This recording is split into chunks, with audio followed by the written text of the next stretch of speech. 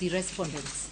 Yes. It's not true, because the entire state, up to the highest level, if you, my Lord, denies us that footage, then we cannot be able to make robust submissions, especially in the face of refusal by the duty bearers to come to the court and say, this is what is happening.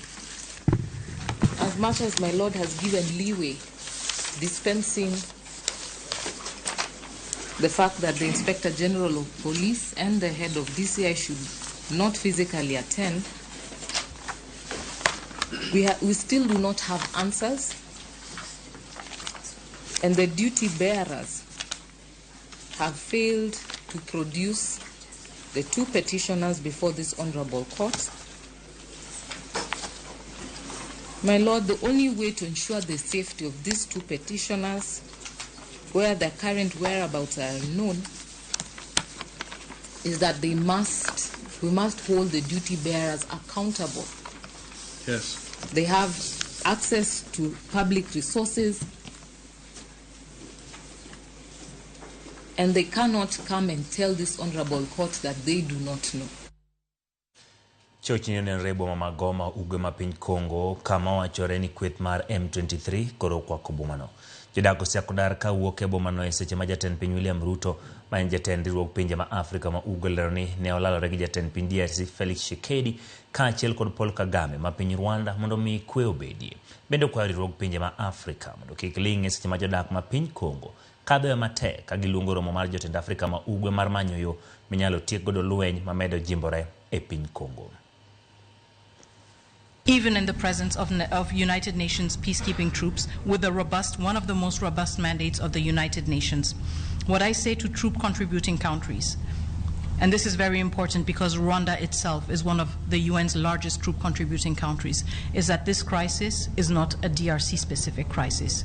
This should compel all troop contributing countries to engage in a robust conversations with the United Nations, with DPKO, on what it means to be a troop contributing countries. How is it permissible that a country, one of the largest troop contributing countries, gets away with killing peacekeepers, as peacekeepers from South Africa, Malawi, Uruguay were killed in less than 24 hours.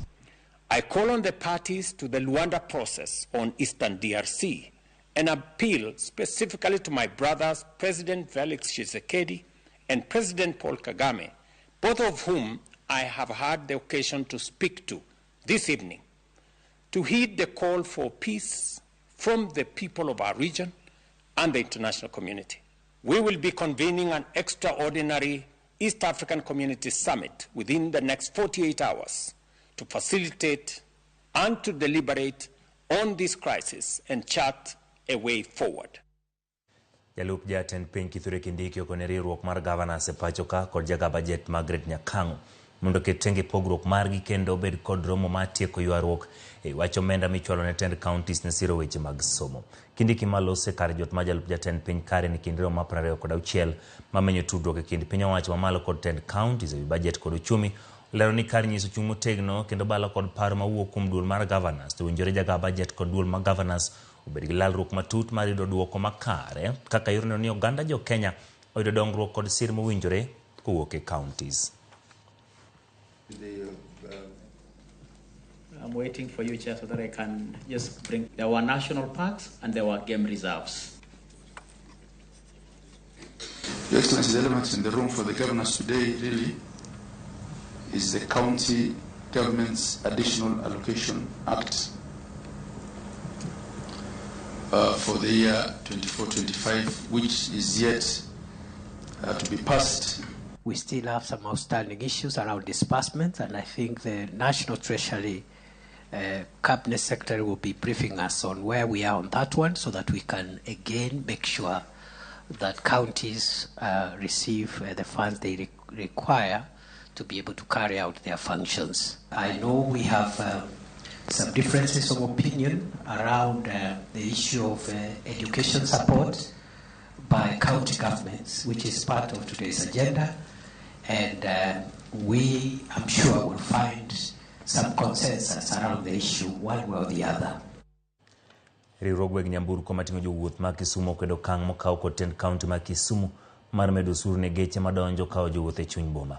Ilero jochoko osuru e kaunti ma Kisumu medo negi osuru kod atamalo 50 e chuny boma kod 100 ne geche sub counties gino mono chakore juma mokalo.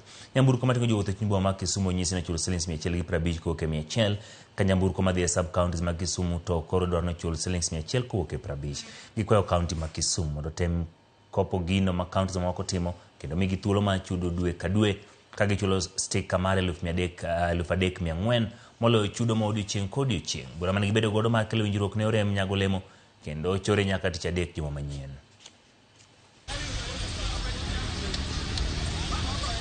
E wik mokalo ne wayudo ka jo revenue ma Kisumu nosemedo bei ne geche machung' e parking ma Kisumu kod machung' oko. To mane manomiyo wakelo ywak mondo mi wabed kodgi piny mondo wawinjire. Wayudo ka nengo mane wachulo ga pile bus park ma Kisumu kuom geche matindo mating'o ji 14 en siling 100. Ne gichore nyaka siling 150. Buses wachulo ga siling 400. Ne gichore nyaka siling 500. Sub counties mamoko machalo Maseno, Kisumu West kod Nyakach ne gichako magichoro nyaka siling 100. Buche nitie offices mag administration kanyo. Problems mantie choko shuru ma Kisumu is administrative. Ogini jo Kisumu golo shuru. Jo Kisumu golo shuru maber, kumo shuru dhiye maonge. Ndope mantie kanyo ero tuch te. Kata wang'wa ole pi marom nade. Okibi yudo pigo e komiti. Ging'iye counties moko ma bende jirandwa. Gitimo nang'o kapok watimo ma Kisumu waka.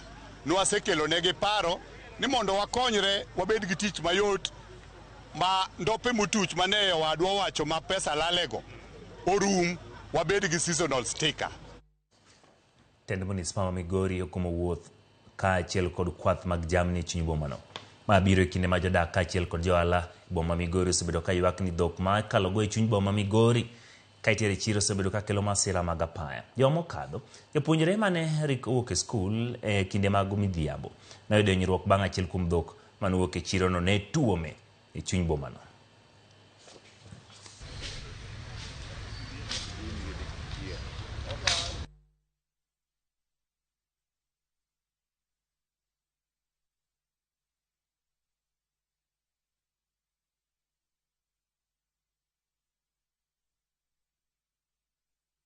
Samoro johala kalo gi dhok mang'eny madin nyaka yo makata kaka ginyalo ng'ado. Kaka ng'ato nyalo kalo ga piko kata gari kaka nyalo gwenyore gi dhogi bedo ga matek. Omiyo dhiang' samoro giwuotho gi dhiang' malelo na waseneno ka dhiang' ochuoyo ng'ato e wi apiko mohinyo kabisa. Kane dhiang' ogore kuom nyathi sikul mohinyo. Kane nyathi sikul ae sikul koro dhi dala godhiambo. Gik moko osebedo ka timore e town kaluwore gi weche mag dhogo eko, dhok makalo e town, gi block traffic, gi cause traffic jam, kendo giketho gige ohala ma mine gi jogewa mag ohala e town kanyo uso mondo gilos godo pesa ma gidhi chulo fees kendo ma gichamo. Mar ariyo ka gikalo gi lwaro minyaga gi e yo e ndara moko slippery kelo ajali. Waketo thuolo kata yanga yo makalo oko mar town ne joma pod ok manyal manage that level mondo lu gi dhok oko mar town mondo kik dhogi interfere gi jowuoth. Ka ok iket jamni ni kuma owinjore kaka owinjore sama owinjore to koyudgi kuma rachno tibro make, kose make tibro mak wuon gi nikech dhiang' ok nyal bedo ga kili malo dhano.